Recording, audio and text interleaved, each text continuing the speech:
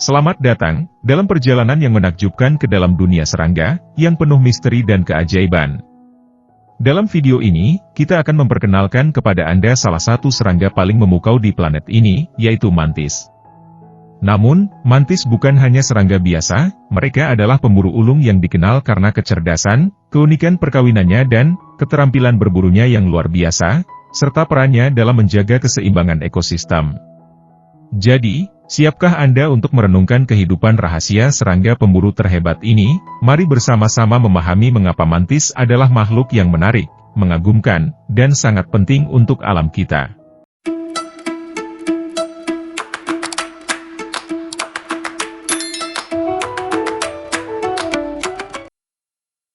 Mantis, seringkali disebut sebagai serangga pemburu terhebat, adalah kelompok serangga yang penuh misteri dan keajaiban. Mantis adalah anggota dari ordo Mantodea, dan dikenal karena karakteristik fisik mereka yang unik dan perilaku berburu yang luar biasa. Nama lain untuk mantis adalah praying mantis. Nama praying mantis atau belalang sembah, adalah istilah umum yang digunakan untuk menggambarkan sikap berdoa yang khas dari mantis. Anatomi mantis. Mantis memiliki anatomi yang khas, merujuk pada ciri-ciri fisik yang membedakan mereka dari serangga lain. Berikut adalah uraian lebih rinci tentang anatomi khas mantis. Tubuh panjang dan ramping. Mantis memiliki tubuh yang panjang dan ramping. Tubuh mereka terdiri dari 3 bagian utama, kepala, toraks atau dada, dan abdomen atau perut.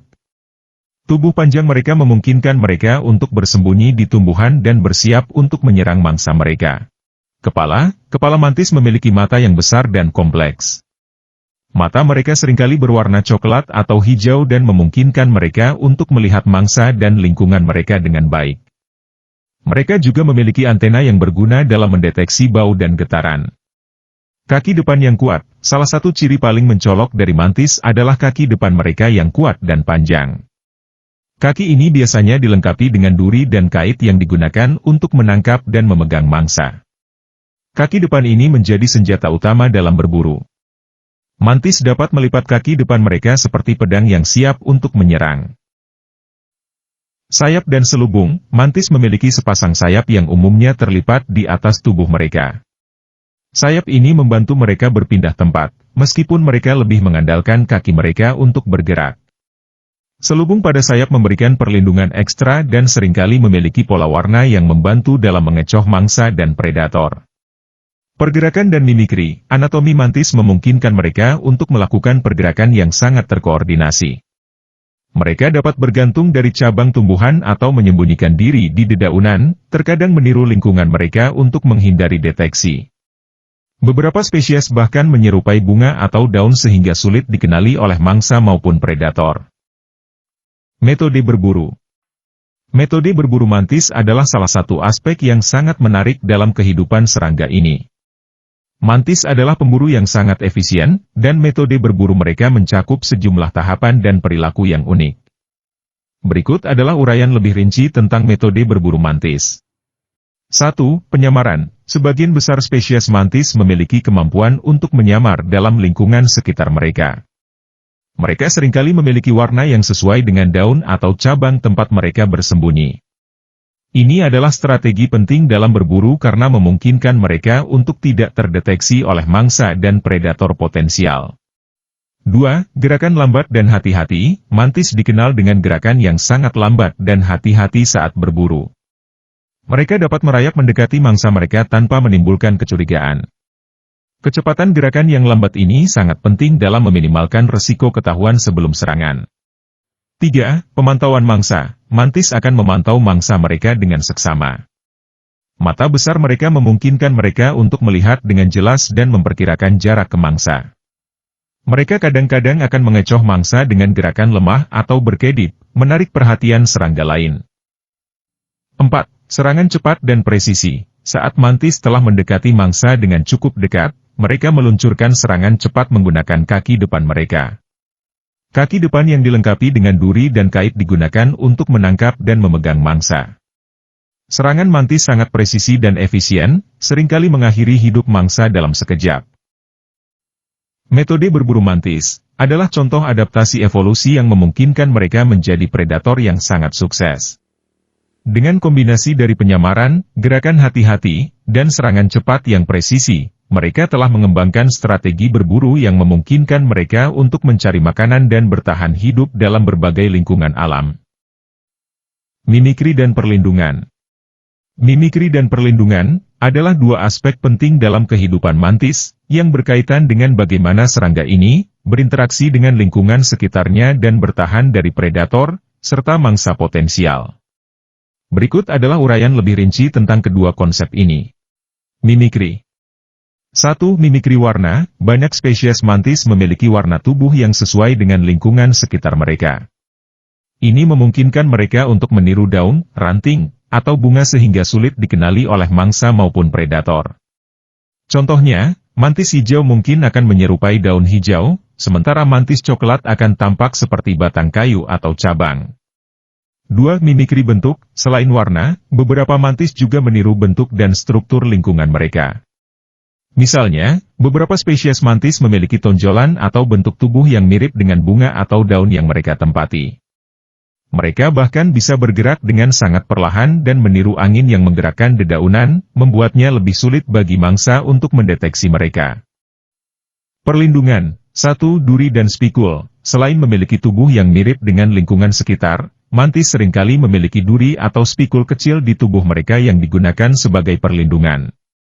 Duri-duri ini tidak hanya dapat digunakan untuk melukai predator yang mencoba menyerang mereka, tetapi juga untuk menahan mangsa yang mereka tangkap. 2. Pergerakan lambat. Gerakan yang sangat lambat adalah strategi perlindungan tambahan. Dengan merayap dengan hati-hati, mantis mengurangi kemungkinan terlihat oleh mangsa dan predator. Mereka berusaha untuk menghindari gerakan tiba-tiba, yang dapat memperlihatkan keberadaan mereka. 3. Kemampuan menghindar. Mantis memiliki kemampuan untuk melompat atau terbang menjauh dari bahaya jika diperlukan. Ini adalah respons cepat terhadap situasi berbahaya, yang memungkinkan mereka untuk melarikan diri dari predator atau dari ancaman lainnya. Mimikri dan perlindungan adalah strategi yang membantu mantis bertahan hidup di alam liar. Dengan meniru lingkungan dan memiliki perlindungan fisik seperti duri, mereka dapat mengurangi risiko terkena serangan predator dan pada saat yang sama meningkatkan efektivitas mereka sebagai predator yang efisien terhadap mangsa. Pakan dan diet. Mantis adalah karnivora dan memakan berbagai serangga, termasuk lalat, belalang, jangkrik, kupu-kupu, dan serangga kecil lainnya. Mereka terkadang juga memakan serangga yang lebih besar dari mereka sendiri. Setelah menangkap mangsa, mantis akan memakan mangsa tersebut dengan hati-hati. Perilaku reproduksi.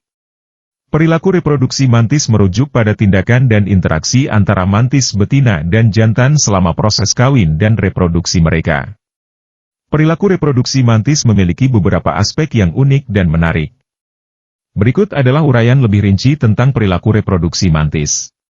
1. Kawin-kawin kanibalisme. Salah satu perilaku reproduksi paling mencolok dalam mantis adalah kawin-kawin kanibalisme. Ini terjadi ketika mantis betina memakan jantan setelah kawin.